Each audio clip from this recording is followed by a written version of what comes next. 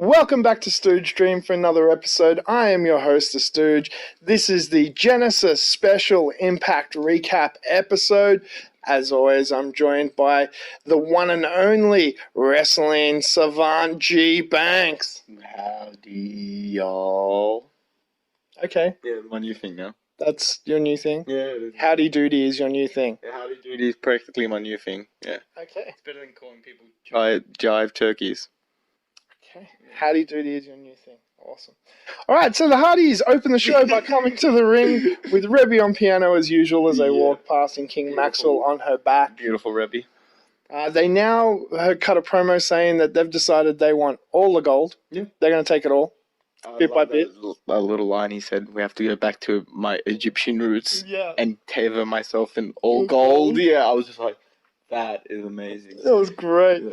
So D.C.C come and interrupt them saying that they're going to... We want your shit. Yeah, we want your titles. Yeah. Decay come out and say, we want everyone's shit. Yeah. This is shit going everywhere. Yeah. But it breaks down into a challenge by Decay for a triple threat tag team match for the world titles right there, which the Hardys and D.C.C accept. Yep. So to open the show, we had that triple threat tag team match. Some great little spots in the match, some good storytelling. Interesting way to open up a match, the night actually. Definitely. Usually the opening match is like, well, for TNA, or Impact Wrestling, I should say, because it's not TNA anymore, is usually like an X Division match or something like that. So to have 6 dudes out there opening the show in tag team, a little bit different. Yeah, very cool. Yeah, I enjoyed it. It was alright. Good way to start the night. Absolutely. You can put the Hardys on anywhere in the show, and it's a good part of the show. So starting with the Hardys, ending with the Hardys, that's what I was thinking. Like, you had a lot of big names in that, starting match, and that was the starting card. Like, holy shit, okay. This is where it kicks off. Yeah. What else is happening tonight? Like, half your roster was in this match. Like, well, to no one's surprise, the Hardys retain their titles. Yeah, I'm sure D.C.C will be challenging them next week in Open Fight Night with their case. As much as I love the Hardys and everything, I love this whole, broken brilliance and blah, blah, blah. We need change. Yeah, I see change coming. I think, I see it coming too, but we do need it soon because it is getting, I wouldn't say boring, but it's getting to that point where it's like, I'm seeing this over and over again. Can we change it? Same. Yeah. Can we just, I love what I'm seeing, but can we just change it up a little bit? Because at the end of the day, I'm human. I want to see different stuff. Yeah, give me something, a new twist on it. Yeah. Like, still do what he's doing. It's brilliant. Like, as I said, I love what's going on. Just change it. Yeah. Twist it up. Give me a twist, All right, so following that, we had Josh interviewing EC3 in a pre-taped segment in the ring. I actually really enjoyed this segment, to be honest, dude. So did I. I thought this was good. Not the fact, because EC3's in it, and, I'm a massive fanboy, whatever. The fact that it actually felt like a real sports interview. It did. It felt like a full, proper interview with an athlete. I thought I was watching a UFC a UFC fighter talk right now. Yeah. Like Joe Rogan was interviewing like a UFC fighter, George St. Pierre, and he's talking about his injuries. Like that's what it felt like, and that was really cool. I didn't mind that. Yeah, I really liked it. There was a great little segment about EC3 talking about the hits he's taken to the back over the past year, the damage that his body's taken, but yet he's not going to give up. He's not going to stand down. He's going to keep fighting, and he's getting the title. When you listen to the interview, you think, oh man, EC3 is just talking about himself, me, whatever, blah, blah, blah. But then he gets to the end of that interview, and then he's like, yeah, I can't give up. Yeah, I can, go down because I've, been defeated pretty much every time. But I ain't leaving. But I won't. Yeah. And I ain't leaving until someone makes me, goddammit. Like, you know what I mean? Like, okay. It definitely is he knows how to talk. And he really put it across in that interview. Mm-hmm. Next up, we had the first of many not backstage in the restaurant, which was actually set up backstage segments between Larual and Braxton Sutter. They're out at dinner. He's hating it. She's a bitch. His reactions the whole time is my reactions to his whole, He was segment. Playing us. We're just and there was no payoff. Yeah. There was no payoff. There was 4 of these little vignettes or 3, and there was no payoff to them. Yeah, nothing at all. It was just like a little... The only good payoff was when Laurel was sitting there banging on for good 10 minutes, and Braxton just grabs the bottle of wine and just starts sculling it down. It's like, oh, she's going to be here for a long night. That was good. Yeah, that was funny. That was actually moment. I But enjoyed it that was whole thing. alluding that he was leaving her hanging with the bill, but there was no payoff. Like, they never ended the story. Literally no payoff. Yeah. Weird. Oh. Okay, so Drew comes out, or Drew did a little backstage thing saying he's going to defend the title his way. The Grand Championship comes out, issues an open challenge in the ring to anyone. Of course, none other than our boy Moose answers the call. He cuts a really good quick promo though. I liked it. Moose's promo was good. It wasn't too long. It wasn't too. There wasn't. It wasn't that long that I even forgot it. It was just this really. And that's not a bad thing. It's just like, cool. Yeah, let me see you fight, man. He's like, you know what I'm going to do? I'm going to come down to that ring. I'm going to kick your ass. I'm going to take that title, and everyone's going to say now Moose. I remember. Guys, I'm going to go in there. I'm going to make sure everyone's chanting Moose, and then come in there, kick you out, and walk out. Everyone's saying Moose, and it's like, cool. That's all he needs to say. It was perfect. The match itself, under Grand Championship, 3 rounds, 9s and 10 contestant stipulation, bullshit. You know, we talked about it many times, so I gotta tell you. Garbage. Okay, so Moose wins round 1. Round 2, Drew tries the low blow into the Claymore, which he used last time to win the title. Yeah. Moose kicks out, so Drew gets he does it first by accident. Like, he tries to make it's not an accident. It looks like an accident, sorry, I should say. Yeah, and then the second time he just goes for another. Yeah, because the ref goes down. Yeah. So Drew retains by pinfall, by cheating and being a scummy emo villain, whatever he's doing at the moment. Well, what I didn't get was he cheated, but isn't the whole point of this Grand Championship is to avoid cheating? That's hence why the judges are there. Yeah. All that stuff, they're not actually refs, as Knockout Fiona pointed before when watching. They're not actually referees, so they can't have anything to say. But they're still judges. They can say Drew Galloway won, but he freaking low blowed. So he disqualified. Yeah, exactly. Because we're judges and we saw. It's just so dumb. Yeah, it's just retarded. So dumb. If their opinion doesn't matter, then why they're there in the first place? Yeah. It's so dumb. I don't know. Whatever. All right, so next up we had, absolutely, without a doubt, match of the night. Oh, my God. This was amazing. It's Jade versus Rosemary in a Monsters Ball Knockout Championship announcing match. This just gave me goosebumps. Yeah. Honestly, this is brilliant. I will say this now, and I might get some hate for it, and I didn't give a shit. It's early in the year, but this is probably going to be my top 5 matches. Yeah. I know it's early in the year, and I'm probably going to regret it, but at the same time, this was amazing, and I didn't give a shit. This was even from the opening, that huge suicide dive that Jade does straight away before Rosemary even gets out of the ring. They didn't mess around, because Jade came in, she was ready to go, didn't screw around. She gave the crowd a wave, to say, hey, I'm the face. Went straight in the ring, was peppering up, ready to go. And Rosemary's doing those zombie walks, slow entrance. You'd think she is. She's the champion, blah blah blah. Doing the whole smiling at the crowd, being weird. Then suicide dive. Out of nowhere. It was an suicide dive RKO. Just out of nowhere. And I honestly didn't see Jade doing the run up or anything like that. It was actually a very good camera angle. Great. So look, I'll give you a few things that were done in this match just to give you an idea of how they built it. So you had things like, your trash can lid, your belts, your tacks, your canes, the actual trash can itself, table, barbed wire board. So there was a lot of moving parts. And when I say these girls went straight into it, I don't mean they had a couple of moves here and there, and then they got the trash cans and the weapons. No, straight away. No. I mean it. After that suicide dive, Jade just threw Rosemary in and put the trash can straight in after it. It was like as you said when we were watching, this is just showing now to everyone, not only can the knockouts be as good as the guys, but they can go as hard as the dudes. Yeah. And the great thing about it is, if you just take the, verbs that I use, like trash can and belt, you're like, oh, so this was just a hardcore match. Yes and no, because there was some great wrestling sequences in between it as well.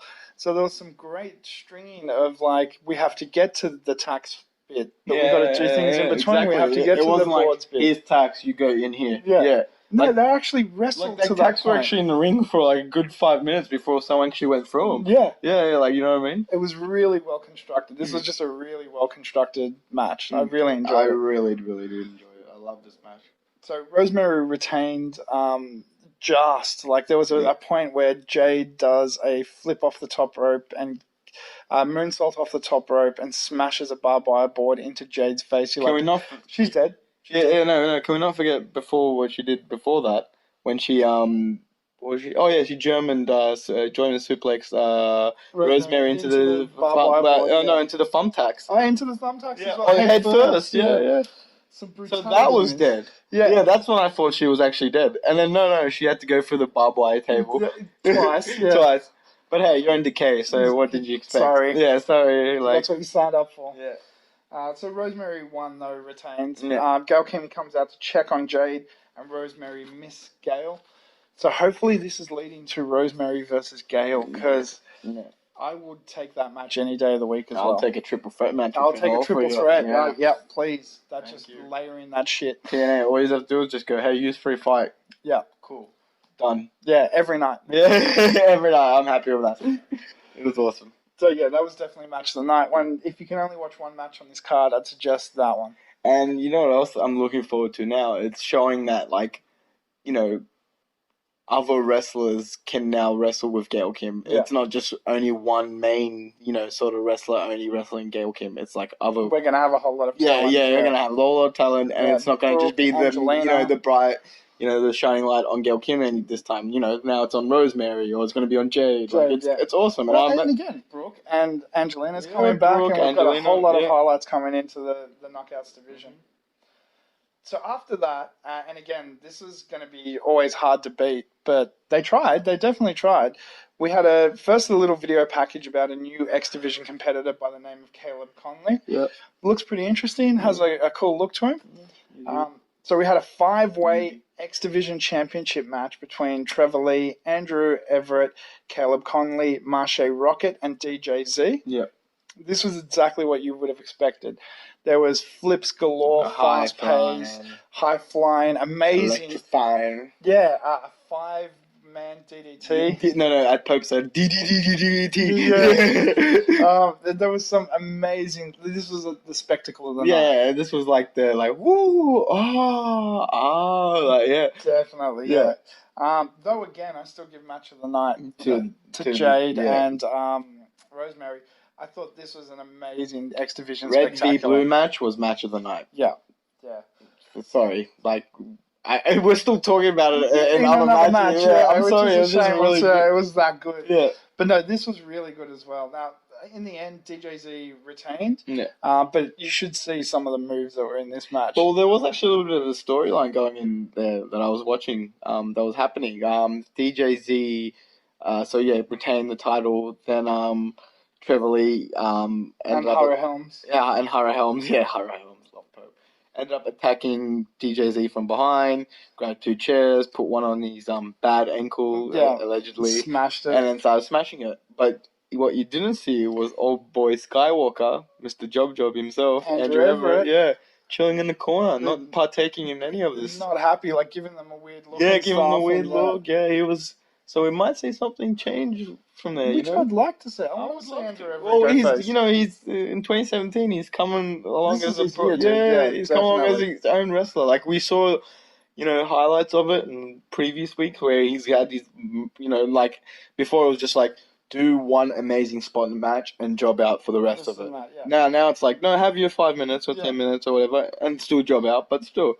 He's earned his place. Yeah. So all wrestlers have to earn their keep. Yeah. And he spent 2016 jobbing, so now let's give him a run in 2017. Yeah. And dude, as I said, he's apparently amazing in the indies and stuff like that. And him and Trevor. Seen those, as you said, those flashes of those amazing moves. You're I want more of that, please. Yeah. Looking forward to it. Yeah, so that's going to be cool. Next we had Eddie and Davey backstage. The fallout starting with Davey offering Eddie help, Eddie turning him down, saying, I've got to do this on my own, Davey growling at him after he leaves. You're not really a wolf, dude. You know that, right? I'm concerned. Of all forms, I'm actually technically a wolf. Yes, so. Shut the fuck up, you fairy. Sorry. But it is starting, so that break, I'm interested in seeing this play out. The Hardys backstage with Vanguard 1 going through Jeff's choices for open fight night. Mm-hmm. That was cute. That was actually a really cute segment. That was great. I love the... Rosemary, I've already got demons! I don't need more! DJZ, he's just a spot monkey. That'll just fuel my addiction. Delete! It was great. It only went for about 20 seconds and it was amazing. It was really good. So finally, and actually surprisingly quick for us, we haven't rambled all that much. We've gotten to the main event, which was a 30-minute Ironman match for the TNA World Title between Lashley and Edwards.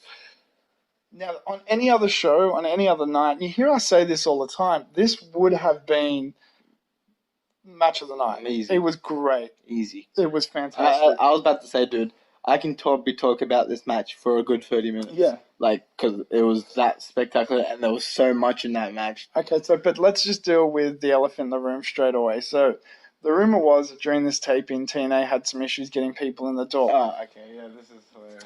So what they did was tricked a bus load of Brazilian tourists to come in and watch TNA. Mm-hmm. And they rearranged the matches so they'd shoot the bigger matches in front of the fuller crowd, right? Yeah. Clearly this busload of tourists had an itinerary because all at the same time, half the crowd got up and started walking out for the first 10 minutes of this match. It seriously looked like an ant colony. Like, you pointed this out, the ants walking through the dirt. Like, they're just... And it just kept going and going. I'm not going to lie. Going. Probably for the first 10 minutes of the match, I wasn't actually concentrating because I was literally looking at the crowd behind just going, wow, it's still going. And they're all dressed in their same grey jumpers and stuff. Oh, like, similar clothing and stuff. I was like, what the hell? What the fuck's going on? Yeah, like... Even the wrestlers were getting just... You could see Lashley asking... Brian a couple of times, like, what the fuck's going on, man? Like, what's happening? Have I done something wrong? Yeah, so bad. I felt bad for the wrestlers, but definitely. At the end of the day, they will fix all that and whatever. But they were having a great match. It with was some really big hard hits and some...